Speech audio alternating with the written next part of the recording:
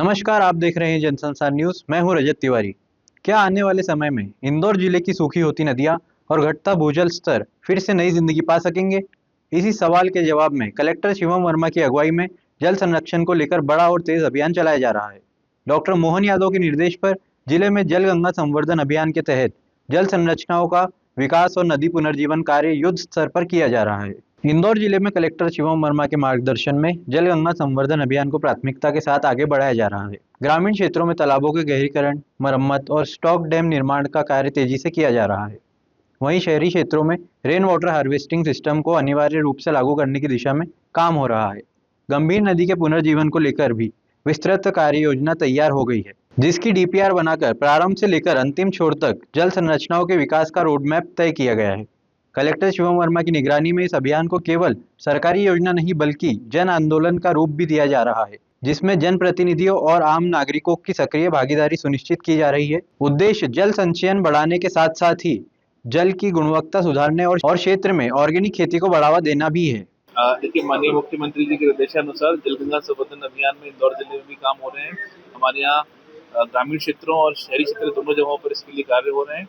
Rain water harvesting sectors हों, जो ग्रामीण क्षेत्रों में तालाबों का गहरीकरण, तालाबों की मरम्मत, स्टॉप डैम या अन्य जो जल स्ट्रक्चर्स होते हैं जुड़े हुए, उस पर काम हो रहा है। साथ ही साथ गंभीर नदी, माननीय मुख्यमंत्री जी ने जब जाना पाव में कार्यक्रम में विजिट की थी तो उन्होंने निर्देश दिए थे कि हम नदी पुनर्जीवन में भी कार्य करें, और उनके निर्देशों के बाद इस पर तत्काल कार्य प्रारंभ हुआ है। हमने इसकी डीपीआर बनाई है और पूरी जो गंभीर नदी है उनके पूरे उद्गम से लेके पूरा आगे तक की पूरी प्लानिंग हुई है। उसमें विभिन्न जल संरचनाओं का निर्माण करने की योजना बनाई गई है। उस पर काम भी शुरू हो गया है। रिच टू वैली लाते हुए हम लोग ऊपरी जो रिच है उस पर कॉन्टूर ट्रेंचेस, प्लांटेशन और जैसे नीचे आते जाए तालाब, स्टॉप डैम, इस प्रकार की संरचनाओं का निर्माण कर रहे हैं। हमारा प्रयास है इसको कि जन आंदोलन बनाया जाए। इसमें सभी हम जनप्रतिनिधि और सभी जो हमारी जो नागरिक हैं उन सभी लोग के उनका भी हम लोग इसमें भागीदारी सुनिश्चित कराने का प्रयास कर रहे हैं। और इसमें ना सिर्फ जो पानी का किस प्रकार हम लोग उसकी पानी की आवक को बढ़ाएं, बल्कि पानी को किस प्रकार निर्मल करें और पूरे उस क्षेत्र में किस प्रकार से वहाँ की जो कृषि है, ऑर्गेनिक खेती को बढ़ावा दें। मतलब इस तरह का एक व्यापक एक योजना बनाई गई है। इस पर कार्य शुरू हो गया है और माननीय मुख्यमंत्री जी के निर्देशानुसार इस पर तेजी से कार्य हम लोग कर रहे हैं। शहरी क्षेत्र में भी, नगर निगम क्षेत्र में भी इसके लिए कार्य किए जा रहे हैं। इन्होंने भी एक बहुत अच्छा टारगेट लेकर उस पर काम करना शुरू किया है। जो हमारे शहरी तालाब है उनका गहरीकरण, उनकी मरम्मत, उनकी आने वाली जो कैचमेंट चैनल है जिस पे कार्य हुए भी हैं उसको भी हम कार्य कर रहे हैं। साथ ही साथ जो घरों पर रेन वाटर हार्वेस्टिंग स्ट्रक्चर होते हैं उनका भी निर्माण किया जा रहा है। तो कुल मिला के प्रयास ही किया जा रहा है कि हमारे इंदौर जिले का जो भूजल है उसके स्तर को बेहतर किया जाए।